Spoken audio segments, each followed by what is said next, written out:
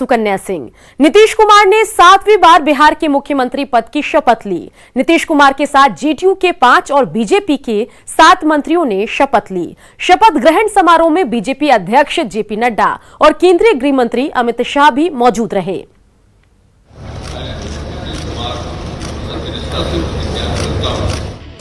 पहली बार मात्र 7 दिनों तक मुख्यमंत्री रहे नीतीश कुमार ने सोमवार को 7वीं बार बिहार के मुख्यमंत्री पद की शपथ ली। राजभवन में हुए सादे समारोह में राज्यपाल फागू चौहान ने नीतीश कुमार को मुख्यमंत्री पद की शपथ दिलाई।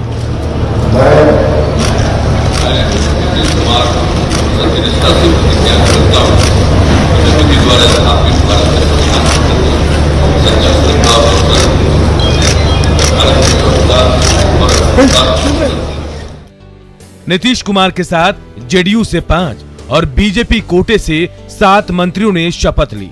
बिहार में विधानमंडल दल के नेता और कटिहार से चौथी बार विधायक बने तारकिशोर प्रसाद ने सबसे पहले मंत्री पद की शपथ ली, तो बेतिया से 5वीं बार विधायक बनी रेणु देवी दूसरे नंबर पर रहीं।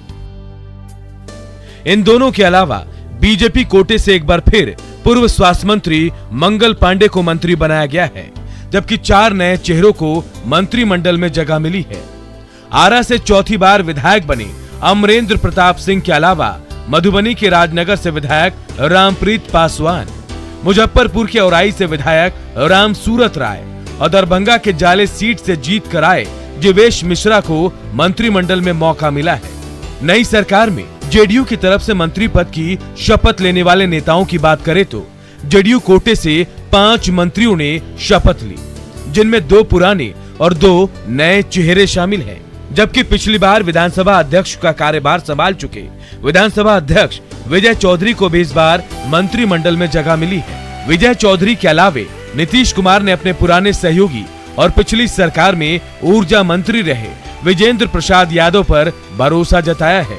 जेडीयू कोटे से जेडीयू के कार्यकारी प्रदेश अध्यक्ष और पिछली सरकार में शिक्षा और भवन निर्माण मंत्री रहे अशोक चौधरी ने भी एक बार फिर मंत्री पद की शपथ ली। इन नामों के अलावा जेडीयू कोटे से 2 नए चेहरों को मंत्रिमंडल में शामिल होने का मौका मिला। तारापुर से विधायक मेवालाल चौधरी और फूलपरास से विधायक शीला कुमारी ने मंत्री पद की शपथ ली। नीतीश के नए मंत्रिमंडल में हिंदुस्तानी आवाम मोर्चा और विकासशील इंसान पार्टी की तरफ से भी एक मंत्री शामिल है। वीआईपी से पार्टी के अध्यक्ष मुकेश सहनी ने मंत्री पद की शपथ ली, तो हिंदुस्तानी आवाम मोर्चा की तरफ से प्रमुख जीतन राम मांझी के बेटे संतोष सुमन ने शपथ ली। मतलब नीतीश की नई टीम तैयार है और बिहार के लोगों को और ज्यादा बेहतर परफॉर्मेंस का इंतजार है। पटना से साकेत के साथ bureau report, news 18 network. CM Nitish Kumar शपथ ग्रहण के बाद सुशील मोदी के साथ नजर आए। जब उनसे पूछा गया कि क्या वे मोदी जी के बिना कंफर्टेबल रहेंगे, तो उन्होंने जवाब दिया कि ये भारतीय जनता पार्टी का निर्णय है, वे उस पर कुछ नहीं बोलेंगे। भारतीय जनता पार्टी का निर्णय है।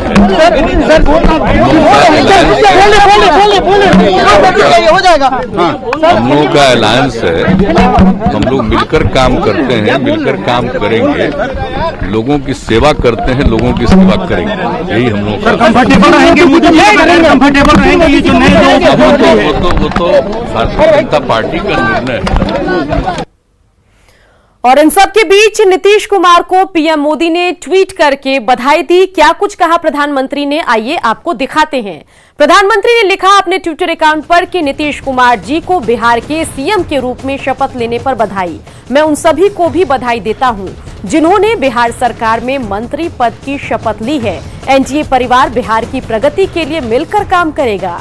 मैं बिहार के कल्याण के लिए केंद्र की ओर से हर संभव सहायता का आश्वासन देता हूं।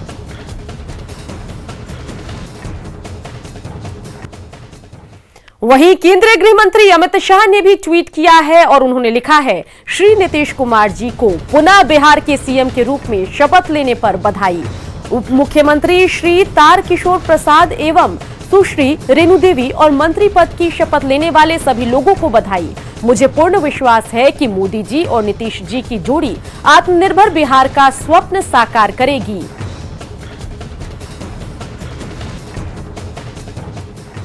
बिहार में नई सरकार के गठन के बाद बीजेपी के चुनाव प्रभारी देवेंद्र फडणवीस ने कहा है कि बिहार में मजबूत सरकार का जन्म हुआ है।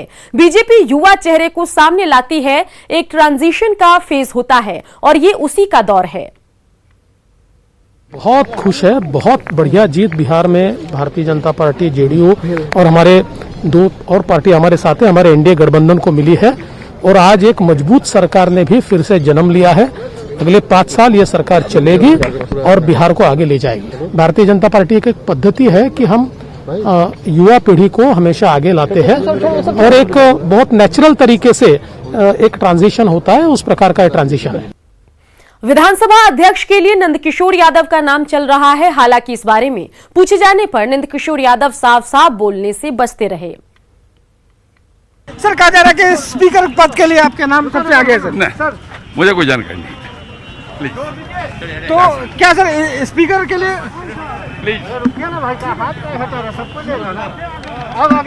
लेकिन सर स्पीकर पद के लिए कहा जाता जा रहा है कि सबसे आगे आप हैं सर। मुझे कोई जानकारी नहीं है। स्पीकर पद अगर मिलेगा तो सर ग्रहण करेंगे। मुझे कोई जानकारी समझ नहीं। अगर मिलेगा तो ग्रहण करेंगे सर। मुझे जानकारी तो ये नंदकिशोर यादव थे और किसी भी बात का खुले रूप से जवाब देने से इनकार करते रहे। उनका कहना है कि अभी तक हमें कोई जानकारी नहीं है। हालांकि कहा जा रहा है कि स्पीकर पद के लिए सबसे प्रबल दावेदार नंदकिशोर यादव हैं। कैमरा पर्सन अजय दुबे के साथ रवीश नारायण, न्यूज़ 18 पटना। वहीं विजेंद्र प्रसाद यादव ने कहा कि सरकार मजबूती से चलेगी और विकास का काम तेज होगा। शपथ लेकर अभी निकले हमारे साथ विजेंद्र यादव जी हैं। सर, शपथ ग्रहण तो हो गया, इस बार सरकार की क्या क्या चुनौतियां, क्या प्राथमिकताएं रहेंगी सर? कोई चुनौती नहीं है। विकसित बिहार, बढ़ता बिहार, यही हम लोग का कमिटमेंट है। इसी के आधार पर जनमत मिला है, इसको आगे बढ़ा भाई। कहा जा रहा है कि सर यहाँ पे स्पीकर पद को लेकर के चीजें फंसी हुई हैं। फंसी हुई नहीं, ये सब मामूली बातें हैं। क्या नंदकिशोर यादव स्पीकर हो रहे हैं सर? अब जो हो जाएगा अपना हो जाएगा, अब आप लोग के सामने में आएगा। महागठबंधन कर रही है कि उनकी संभावना अभी भी बची हुई है, जिस ढंग से आंकड़ा है। अब वो क्या कह रहे हैं छोड़िए ना, उस पर हम लोगों को कोई कमेंट नहीं करना। विरोधी यदि कहेगा हो तो उसका मतदाता भाग जाएगा ना। तो ये विजेंद्र यादव थे, उनका कहना है कि सरकार मजबूती से 5 साल चलेगी। कैमरा पर्सन अजय दुबे के साथ रवीश नारायण, न्यूज़ 18 पटना। शपथ ग्रहण के बाद मंगल पांडे ने न्यूज़ 18 से बात की और बताया कि वे सीएम नीतीश कुमार के नेतृत्व में प्रदेश को आगे बढ़ाने का काम करेंगे। साथ ही उन्होंने ये भी कहा कि ये सरकार पूरे 5 साल तक मजबूती से चलेगी। मंगल पांडे ने न्यूज़ 18 की भी तारीफ की। मंगल पांडे से बातचीत की हमारे बिहार ब्यूरो चीफ दिवाकर तिवारी ने। मंगल पांडे ने मंत्री पद की शपथ ली है, हमारे साथ मौजूद हैं। आपको पहले शुभकामनाएं और बधाई। बहुत बहुत धन्यवाद और मैं न्यूज़ 18 का हृदय से आभार और धन्यवाद देता हूं कि बराबर समाचार को बहुत बेहतर तरीके से आगे पहुंचाता है और इस बार के चुनाव परिणामों को भी बहुत ही बेहतर तरीके से और बिल्कुल सही तरीके से और अंत तक जो सही रिजल्ट था उसको न्यूज़ 18 ने दिखाया।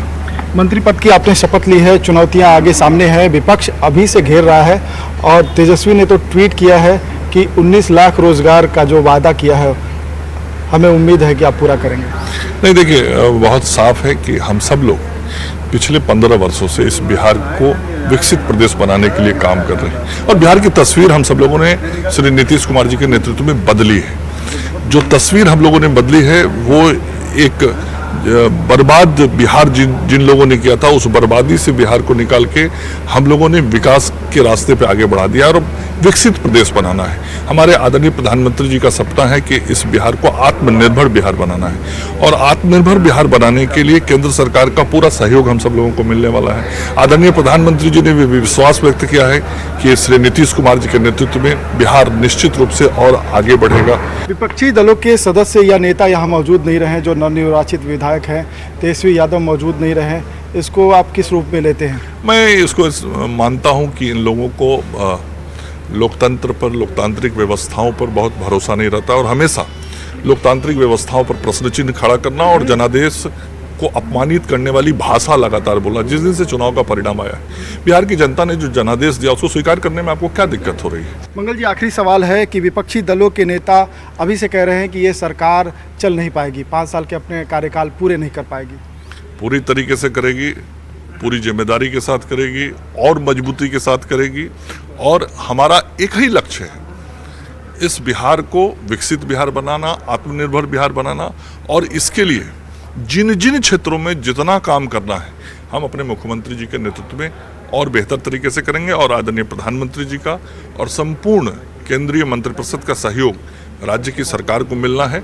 और निश्चित रूप से जब केंद्र का सहयोग मिलता है तो कोई भी राज्य सरकार और बेहतर तरीके से तरक्की करती है। तो मंत्री पद की शपथ ली है मंगल पांडे ने और उन्होंने उम्मीद जाहिर की है कि केंद्र का सहयोग मिलेगा और मुख्यमंत्री नीतीश कुमार के नेतृत्व में आत्मनिर्भर और विकसित बिहार बनाने की दिशा में आगे बढ़ेंगे। कैमरामैन मनीष जुनेजा के साथ दिवाकर तिवारी, न्यूज़ 18 पटना। मुकेश सहनी ने मंत्री पद की शपथ ली है। शपथ ग्रहण के बाद मुकेश सहनी ने न्यूज़ 18 से बात की और बताया कि वे सीएम नीतीश कुमार के नेतृत्व में प्रदेश को आगे बढ़ाने का काम करेंगे। मुकेश सहनी ने भी आज मंत्री पद का शपथ लिया है, हमारे साथ मौजूद हैं मुकेश सहनी। बात करते हैं मुकेश सहनी जी, पहले तो आपको बधाई। दूसरी, प्राथमिकताएं क्या होगी, किस तरह से आप बतौर मंत्री काम करेंगे? देखिए, माननीय मुख्यमंत्री जी के नेतृत्व में बिहार में सरकार बन रही है और माननीय मुख्यमंत्री जी जो भी जवाबदेही देंगे उनको हम लोग पूरा मजबूती से निर्वाह करेंगे। पूरा बिहार में उनके हाथ के नीचे रहकर बहुत कुछ उनसे सीखेंगे। जो जवाबदेही देंगे उनको मजबूती से पूरे बिहार में हर लोगों के लिए काम करेंगे। गरीब, किसान, युवा, हर तबके के लोगों के लिए काम करेंगे। चलिए, तो ये मुकेश सहनी हैं, युवा मंत्री हैं और सीधे तौर पर इनका कहना है कि सरकार जो है वो बेहतर काम कल भी की थी। पिछले 15 सालों में नीतीश कुमार ने मुख्यमंत्री रहते हुए बेहतर काम किया था, आने वाले दिनों में भी बेहतर काम करेगी। चुनौतियां कई हैं जिसका जो समाधान हम मिल बैठ करके निकालेंगे। तो एक नई ऊर्जा और एक नया विश्वास जो है वो मुकेश सहनी के तौर पे नीतीश कैबिनेट को मिला है। कैमरा पर्सन नीलमणि के साथ अमित कुमार, न्यूज़ 18 पटना। बीजेपी विधानमंडल दल के नेता चुने गए तारकिशोर प्रसाद ने मंत्री पद की शपथ ली। कटिहार के बीजेपी विधायक तारकिशोर प्रसाद की संगठन में काफी अच्छी पकड़ मानी जाती है। सौम्य स्वभाव के मृदुभाषी तारकिशोर प्रसाद, ये वो नाम है जिसे कटिहार के लोग तो बखूबी जानते हैं, लेकिन 15 नवंबर 2020 के पहले शायद पूरा बिहार नहीं जानता था। लेकिन कटिहार से चौथी बार विधायक बने तारकिशोर प्रसाद जैसे ही बीजेपी विधानमंडल दल के नेता चुने गए, पूरा बिहार उनकी शख्सियत से अवगत हो गया। बता दें कि 2005 से कटिहार सीट पर तारकिशोर प्रसाद का कब्जा रहा है। 2020 में चौथी बार जीत दर्ज कराकर कटिहार के विधायक बने हैं। आरजेडी के डॉक्टर राम प्रकाश महतो को हराकर बिहार विधानसभा पहुंचे हैं। संगठन पर तारकिशोर प्रसाद की पकड़ का अंदाजा इसी बात से लगाया जा सकता है कि 2015 में लालू और नीतीश कुमार की मजबूत जोड़ी के बावजूद भी तारकिशोर प्रसाद चुनाव जीतने में सफल हुए थे और जेडीयू के उम्मीदवार को पटखनी दी थी। तारकिशोर प्रसाद के बीजेपी विधानमंडल दल का नेता चुने जाने के बाद कटिहार के लोगों में खुशी की लहर है। 2020 विधानसभा चुनाव में बीजेपी के कई दिग्गजों ने जीत दर्ज की। बावजूद इसके तारकिशोर प्रसाद का विधानमंडल दल का नेता चुना जाना ये बताता है कि बीजेपी एक ऐसी पार्टी है जिसमें हर एक कार्यकर्ता को आगे बढ़ने का मौका मिलता है। Bureau report, news 18 network. Tarkishore Prasad के पिता गंगा प्रसाद ने बताया कि वे बचपन से ही काफी कर्मठ हैं और हर काम को पूरा करते हैं।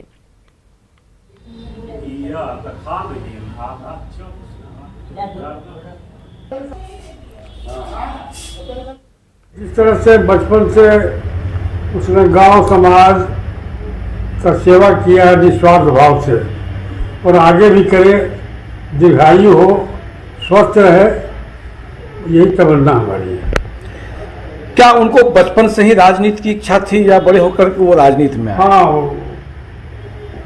एक किस्सा है इलाहाबाद का। इलाहाबाद में साधु ने कहा था कि एक पुत्र होगा, उसको तुम कुछ बोलना मत। चलिए, इस वक्त की बड़ी खबर आपको बताएं, जहां 23 नवंबर को विधानसभा का सत्र होगा और नवनिर्वाचित विधायक शपथ लेंगे। शपथ ग्रहण के बाद स्पीकर का चुनाव होगा। तो इस वक्त की बड़ी खबर आपको बता रहे हैं, 23 नवंबर को विधानसभा का सत्र होगा जिसमें नवनिर्वाचित विधायक शपथ लेंगे और शपथ ग्रहण के बाद ही स्पीकर का भी चुनाव हो जाएगा। आनंद अमृतराज हमारे संवाददाता इसी खबर पर ज्यादा जानकारी के साथ फोन लाइन से जुड़ गए हैं। आनंद, खबर आ रही है कि 23 नवंबर को विधानसभा का सत्र होगा और इसी के साथ स्पीकर के नाम को लेकर जो संशय की स्थिति है उनका भी चुनाव हो जाएगा। अब तक क्या कुछ जानकारी है, बताइए। देखिए, 23 नवंबर को विधानसभा का सत्र बुलाया गया और जितने भी निर्वाचित विधायक हैं उन्हें शपथ लेना है और साथ ही नया विधानसभा अध्यक्ष कौन होगा उसका भी चयन करना है। तो जाहिर सी बात है 23 नवंबर को होने वाला विधानसभा सत्र बेहद महत्वपूर्ण है और इस विधानसभा सत्र में जितने भी निर्वाचित विधायक चुने गए हैं इस बार उन्हें शपथ दिलाया जाएगा और इसके लिए एक प्रोटेम स्पीकर को चुना जाता है। जो प्रोटेम स्पीकर तमाम जो माननीय है जो विधायक चुनकर आए हैं उन्हें शपथ दिलाया जाता है और उसके बाद विधानसभा के अध्यक्ष का चयन होगा। तो जाहिर सी बात है ये साफ हो गया है कि 23 नवंबर को विधानसभा का सत्र बुलाया जाएगा जिसमें तमाम जो कोरम है उसे पूरा किया जाएगा। चलिए आनंद, नजर बना के रखिए। तमाम जानकारी के लिए आपका शुक्रिया।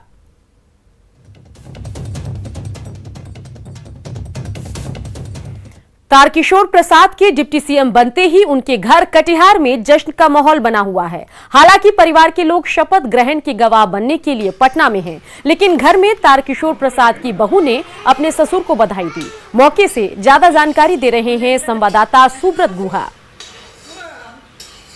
बिहार में तारकिशोर प्रसाद का डिप्टी सीएम बनने के बाद ये एक अलग नजारा है। ये उनके घर का जो किचन है और आप देख सकते हैं आज खुशी का मौका है और उनके किचन की जिम्मेदारी उनकी दोनों बहुओं के पास है। यहाँ खीर पूरी और सब्जी पकने की तैयारी है और सबसे बड़ी बात है दोनों बहू खुद से किचन संभाल रही है और ये आम दृश्य है, ऐसा कोई बात नहीं, ये हर दिन का दृश्य है। आइए बात करते हैं कि इतने बड़ी उपलब्धि के बाद उन लोग को अपना पापा से यानी बिहार के डिप्टी सीएम से क्या डिमांड है और क्या चाहते हैं। जी क्या चाहते हैं आप लोग? घर का किचन संभालते हैं, क्या चाहते हैं आप लोग? क्या चाहते हैं डिप्टी सीएम से? अपने ससुर जी से क्या चाहते हैं? हमें पापा से ये अपेक्षा है कि बिहार में महंगाई पे नियंत्रण हो ताकि सभी लोगों को जीवन यापन करने में सहायता मिले और बिहार का विकास हो। उम्मीद नहीं, पूरा उम्मीद है। पापा इतना अच्छा करते आ रहे हैं अभी तक और आगे भी करेंगे।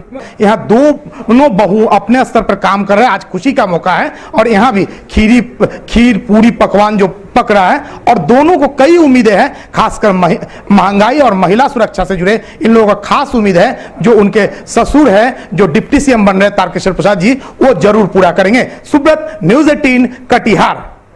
बिहार के दोनों डिप्टी सीएम सोशल मीडिया पर